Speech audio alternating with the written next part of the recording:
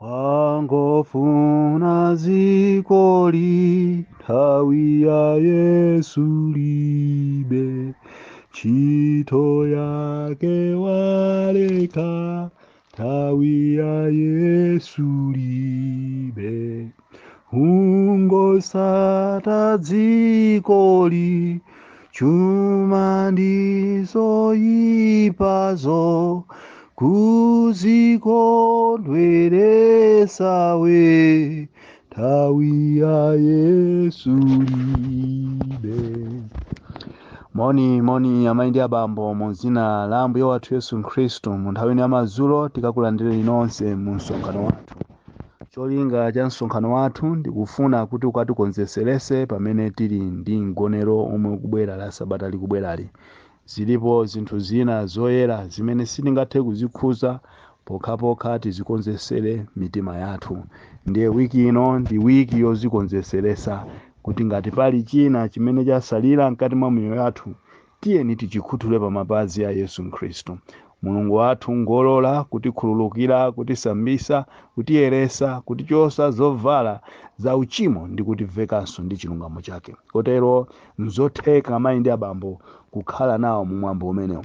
Zulo tinali ndi phunziro limene timaona Pasika, phwando la Pasika gawo 1, limene tinaona kuti Pasika asanafike anthu anayenereka kumupha mwazi wa nkhosa imene zimayimirira Yesu Khristu. Komanso pamapeto pake tinaona kuti anthu amene adakonzekera Pasika koma patabwera mwina zinthu zina zosakhala bwino ngati imfa ndi kudesedwa kwina kulikonse, Mulungu adawalola kuti anthu amenewa akhale nawo mu mwambo wa Pasika. Ndiye timalankhula zulo kuti nkutheka ena atakonzesera mwambo umenewu, koma mwina patha kubwera zinthu zina zotidesa zomwe ife sitingathe kuzichita control. Tilololedwa, Mulungu wathu akutilola kuti tibwere pa phwando la Pasika. Amayi ndi abambo, mu tsiku lathu la lero tikufuna tione za khwerero la Mulungu. Khwerero la Mulungu. Tiyeni tipemphere. Atate wathu okonda ndi mpulumutsi Yesu Khristu, tikuza kwa inu monga Mbuye yekhayo, inu amene mumaonika mitima, inu amene mumaziwa zintchito zathu, izani namutisambisa mu dzina lodabwisa loti Yesu Khristu apemphera izi, amen. Tiwerenga pa Yohane chapter 13 verse ya 1. Koma pasadafike phwando la Pasika, Yesu poziwa kuti nthawi yake idadza yochoka kutuluka mdziko lino lapansi kunka kwa Atate, mmene adawakonda ake aiye yekha a mdziko lapansi adawakonda kufikira chimaliziro. Ili ndi vesi limene tikulilingalira mu msonkhano wathu wa chisimuso. Cholinga chenicheni cha msonkhano monga ndafotokoza kale ndi kutikonzeseresa kunena kuti pamene tikupita mu mgonero wathu tikakhale oyenera pamaso pake. Phunziro lathu la tsiku la lero tikutchula kuti khwerero la Mulungu. Ndipo nkhani yathu tichosa mu Genesis chapter 28 kuyambira pa verse ya 10. Ndipo Yakobo anachokera ku Beeriseba kunka ku Harana, ndipo anafika kumalo nagona kumeneko usiku chifukwa lidalowa dzuwa. Ndipo adatenga mwala wa kumeneko nawuyika pansi pa mutu wake nagona tulo kumeneko. Ndipo analota, taonani khwerero linayima pansi pamwamba pake, ndipo lidafikira kumwamba. Ndipo taonani amithenga Mulungu anali kukwera anali kusika pamenepo. Taonani Yehova anayima pamwamba pake nati, ine ndine Yehova Mulungu wa Abrahamu atate wako ndi Mulungu wa Isake dziko limene uli kugonamo ndizakupasa iwe ndi mbewu zako. Mbewu zako zizakhala monga fumbi lapansi, ndipo uzabalalika kumadzulo ndi kummawa ndi kumpoto ndi kumwera. Mwa iwe ndi mbewu zako mabanja a onse a dziko lapansi adzadalitsidwa. Taona ine ndili pamodzi ndiwe, ndipo ndizakusunga iwe konse kumene iwe upitapo. Ndipo ndizabwerazanso iwe ku dziko lino, chifukwa kuti sindizakusiya iwe kufikira kuti nditachita chimene ndanena nawe. Amayi ndi abambo, tikuona za munthu otchedwa Yakobo mu phunziro lathu la tsiku la lero. Mnyamatayu kuti mene amaona maloto amene tikuwawerengawa nkuti ali ndi dzaka zokwana pafupifupi 78 ali mbambo ndithu. Ndiye ulendo wake unali ulendo ovuta chifukwa anali atapalamula kumene iye ankachoka. Ndiye ankapita ku dziko lina lotchedwa Mesopotamia kapena lotchedwa kuti Harani kumene amalume ake iye adali. Timvesese abwenzi kuti mnyamatayu samapita ulendo wa mtendere otatha kubwerera, koma anali atachimwa mbuyomo, anali ataba madaliso nathawa pamaso pa mkulu wake Esau kuopa kuti akatha kumupha. Tamverani abwenzi, ali wothawa chomwecho, osowa chiyembekezo chomwecho, mu mtima mwake muli ndi machimo osiyanasiyana. Kodi ndinkachitiranji izi? Pali machimo timayamba, koma tikamaliza kulichita tchimolo ambiri amalira namati kodi ndikachitiranji izi? Ndinali ndi mzanga wina ankakhonza mawairesi, ndiye nthawi ina adayambana ndi mnzake, ndipo mmenyana adatenga screwdriver namamulasa mnzake kumbuyo. Mwasoka sadaziwe kuti screwdriver idalowa mpaka ndikukalasa mtima, ndipo itangolasa mtima mnyamata uja adafera pomwepo. Amayi ndi abambo ndidapita ku khoti kukamona mnyamata akulira akumuwuza zoti iwe ndiwe mada wapha munthu. Ankalira nkumati nkadaziwa sinkadayamba ngakhale ndewu imeneyi. Zilipo nyengo zina zimene timachita pamapeto pake ndikuchita regret kuti nkadaziwa sinkadachita ichi. Ilimenelo ndiye tchimo. Yakobo waba madaliso akuthawa, salinso mfulu aya akuthawa. Koma tamveserani, akuthawa chomwecho ati adafika pamalo ena tikamawerenga pa vesi ya 19, ndipo adatcha zinalo malo Betere pakuyamba zina lake muziwo ndi Luzi. Adafika pamalo pena potchedwa Luzi pamene iye adaganiza zogona tulo popeza udali usiku. Baibulo likutifotokozera kuti chiyambireni mnyamatayu adali asadalotepo maloto ngati amene akufuna kulota apa. Wochimwa osayinira pamaso pa Mulungu, wagona alibe chiyembekezo. Kugona kwake kunali kwa nkhawa kuti kodi sandipeza, kodi sandigwira. Ndi ati wochimwa choterocho atakona namatenga mwala namasamira adalota maloto achilendo amene sadayambe walotapo. Maloto adalota khwerero limene linachoka pasi ndi kukafika kumwamba, ndipo pamwamba pa makhwereropo panali Mulungu Atate wamphamvu zonse. Tamveserani, ndipo makhwererowa angelo ankakwera namasika. Makhwererowa anali pansi pa mapazi a Yakobo, ndipo adafika kumwamba, ndipo pamwamba pa makhwereropo padali Mulungu Atate wamphamvu zonse. Angelo namakwera namasika.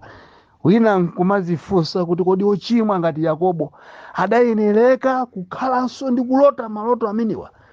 Mulungu amakonda ochimwa koma sakonda uchimo.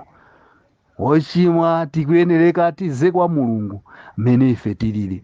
Malo otchedwa Luzi tikamaona malowa amatchedwa kuti separate, kusiya. Apa ndi pamene Yakobo adafika pamalo pamenepa atalira ndi zintchito zake, adachita chisankho chosiya zimene adachita namaganiza zomuchitana Mulungu wamphamvu zonse. Adatenga mwala umene udachokera mu Thanthwe, umene mwalawo namausamira, umene mwalawo ndi Yesu Khristu, iye Thanthwe lenileni. Yesu ndiye Thanthwe lathu lobisalamo mu nthawi ya mavuto. Nkutheka ena aife ziko latifulatira ngati Yakobo, nkutheka ena aife tili ndi nkhawa ngati Yakobo, tachimwa machimo osiyanasiyana ngati Yakobo. Mulungu atha kukulankhulani. Mulungu, God, he don't call the qualified, but he called unqualified and qualified them for his ministry. Mulungu saitana anthu oyera, amaitana ochimwa na amawayeresa kuti akagwire ntchito yake yoyera. Mulungu adamuyitana Mose amene adapha, koma adamukonza Mose namamukonza kuti akakhalenso pa ntchito ya Mulungu.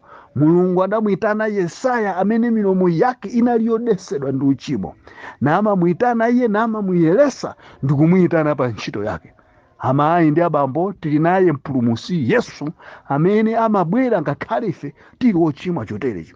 The Bible likunena kuti Yakobo adafika pa khwerero limeneli naona maloto achilendo, maloto amene sadaonepo. Ndimafuna ndikhale nanu ndikulankhula pa nkhani imeneyi kunena kuti tonse makhwerero timawaziwa. Makhwerero amakhala ndi step 1, step 2, step 3, step 4 mpaka ukafika khani step 20. Nde ucheni khwerero limeneli linali ni mastepe okafika kumwamba. Ndiye Mulungu adakhala pamwamba penipeni pa makhwerero kusonyeza kuti panali stepe. Umati ukachoka stepe yoyamba umakwera stepe yachiwiri, ukachoka stepe yachiwiri umapita stepe yachitatu. Limenelo ndiye khwerero. Ndiye Mulungu adamuuza Yakobo kunena kuti waona makhwerero amene ndiye njira yokhayo yomwe iwe ungathe kulankhula ndi Mulungu. Ndiye khwerero limafunika ukakwera stepe yoyamba, ngati ukufuna ukafike kumwamba ukwerenso stepe yachiwiri. Amayi ndi abambo, ndapeza ine kuti ambiri tazazana m'matchalichi amene tili pa stepe yoyamba. Stepe imeneyo tangoyima tili pomwepo, tikukanika kuti tipite stepe ina yachiwiri. Tamveserani, kumwamba sitizapita pa chiristi choti ukazangokwera kenako basi chisangopita ukafika kumwamba. Njira ya chipulumutso ndiyo yeneleka kuti inu ndine tizikwera ma stepe, tiziziona kuti kodi ndachoka stepe 1 ndafika stepe 2, ndachoka stepe 2 ndikufika stepe 3. Ambiri aife tilitayimirira pa stepe yoyamba yomweyo. Tinalowa mu mpingo tili achigololo, tilibe mu mpingo ndi chigololo. Tinalowa mu mpingo tili akuba, tilibe mu mpingo tili akuba. Koma maganizo athu ndiwoti tikafike kumwamba. Ndefunso nkumati kodi pa stepe imene mwayimayo amayi mwayimapo kwa nthawi yayitali bwanji? Pa stepe imene mwayimayo bambo mwayimapo kwa nthawi yayitali bwanji? Ndi nthawi yoti musunthe, musiye zina.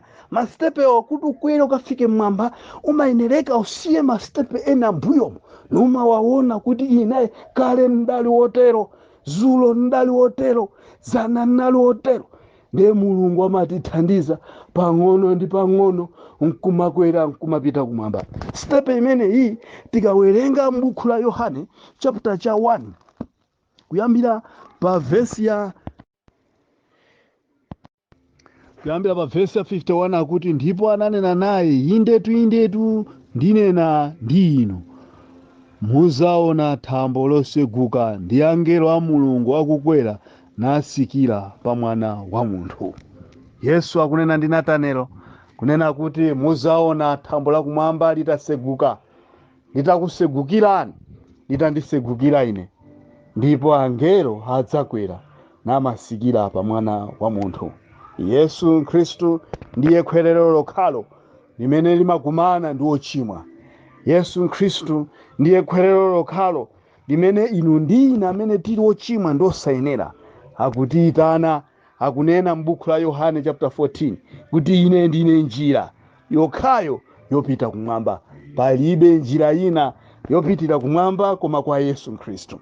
Madzulo ano pempho langa ndilonena kuti nkutheka inu muli ngati ine, nkutheka muli ngati Yakobo, nkutheka tafe talemedwa ndi zinthu za dziko lino lapansi. Sitikuziwa kopita, tchimo talichita koma tikusowa nalo mtendere. Tiyeni tipite pamalo paluzi pamene tikalole kulisiya ndi kumulola Yesu Khristu kuti akalamulire mkati mwa moyo wathu. Kodi ndi pempho lanu kuti Ambuye, ochimwayo ndine mulamulire mkati mwa moyo wanga, ochimwayo ndine mundisuke ndiyerenso monga mwana wankhosa. Mu buku la Yesaya chapter 1 verse 18 akunena kuti ngakhale tchimo lingafire chotani ndizaliyeresa ngati matalala. Koma tamveserani, Yesu akunena kuti tiyeni tiweruzaneni. Inde ngakhale tchimo lingafire chotani ndizaliyeresa ine ngati matalala. Koma vesi ili limandisangalasa tikaliwerenga kwambiri pa vesi yake ya 19 ndi 20. pa vesi ya 19 akuti ngati inu muli ofuna ndi omvera mudzadya zabwino za mdziko, koma ngati mukana ndi kupanduka mudzaphedwa ndi lupanga, ati chifukwa m'kamwa mwa Yehova mwatero.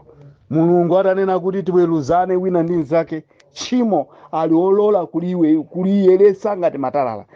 Vesi lake losatira 19 adanena kuti ngati inu mungamveredi kubwera kwa Yesu Khristu, ngati ine ndingamveredi kufika pa mapazi pa Yesu Khristu, ati tizadya zokoma. Mulungu atikonzera zokoma ngati ife tingalole kulapa ndi kusintha miyoyo yathu. Koma ati pa verse 20, ngati tingakane kubwera kwa Yesu Khristu ndi kumulola kuti akatisambise, Mulungu adzatitha chifukwa m'kamwa mwa Yehova mwalankhula. Mazulo kodi ndi pempho lanu kuti Yehova wochimwayo ndine, ndili ngati Yakobo amene ndinaba madaliso, ndikufuna muonekere mkati mwa moyo yanga, ndikufuna mulankhule mkati mwa moyo mwanga. Mulungu ali olola kutero ndi kutisambisanso kukhalanso ana wake.